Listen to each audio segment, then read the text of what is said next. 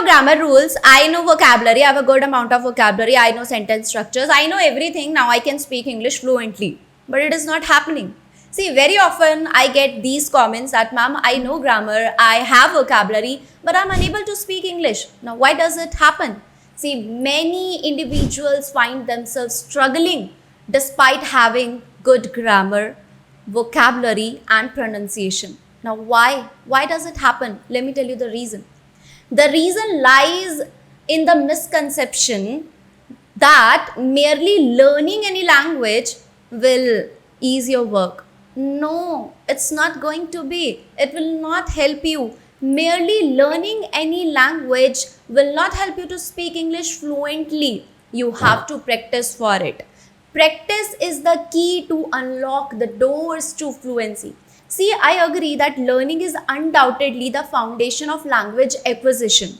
It includes grammar and expanding your vocabulary and understanding your sentence structures. These elements are also very important. But do remember, these elements are merely the beginning of the language learning process.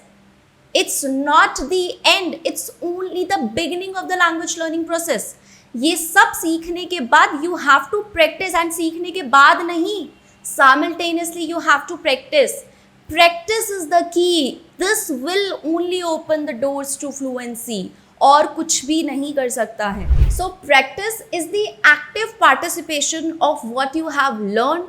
Practice reinforces the concepts you learned and helps to overcome the hesitation also.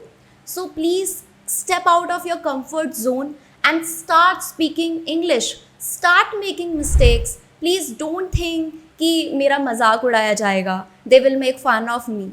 It's natural. Make mistakes and learn from your mistakes. तो ये एक छोटी सी video है just to boost you up, आपको थोड़ा motivate करने के लिए. अब मैं आपको 2 टिप्स शेयर करना चाहूँगी जो आपको ज़रूर करनी है.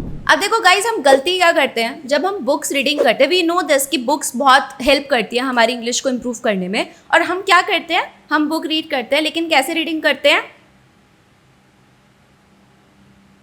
साइलेंट रीडिंग करते हैं. It will not help you. आपको कैसे रीड करना है? लाउड रीडिंग करनी है. स्पीक अलाउड, ऐसे बोलना है. When I was 18 years old, in my first year of college in London, one of my friends asked me to go with him to hear a monk give a talk. You have to speak loudly. ऐसे loud reading करोगे ना तो आपको पता लगेगा, आपके senses work कर रहे होंगे. And English is all about your senses. हमारे mainly 3 senses work करते हैं जब हमें English पर अपना improve करना होता है. Reading, right, listening और speaking.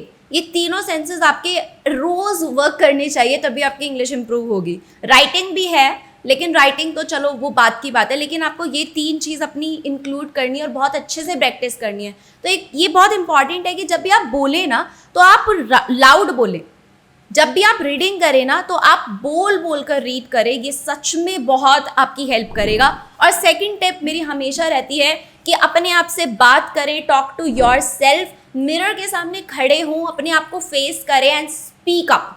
जो आपका मन कर रहा है जस्ट स्पीक अप. कोई भी लाइंस बनाओ, कुछ भी, डिस्क्राइब एनीथिंग. मैं आपको प्रीवियस वीडियोस में भी बता चुकी हूँ. Just speak up. You have to speak to overcome this problem of spoken English, right. तो आपको बोलना ही पड़ेगा. तो गाइज, बस ये छोटी सी एक वीडियो थी आपको मोटिवेट करने के लिए. आई होप आपको समझ आया होगा कि मैं आपको क्या समझाना चाहती हूँ. And I hope I conveyed this and will meet in the next video. और ऐसे ही पढ़ते रहिए, सीखते रहिए और खुश रहिए. Thank you so much.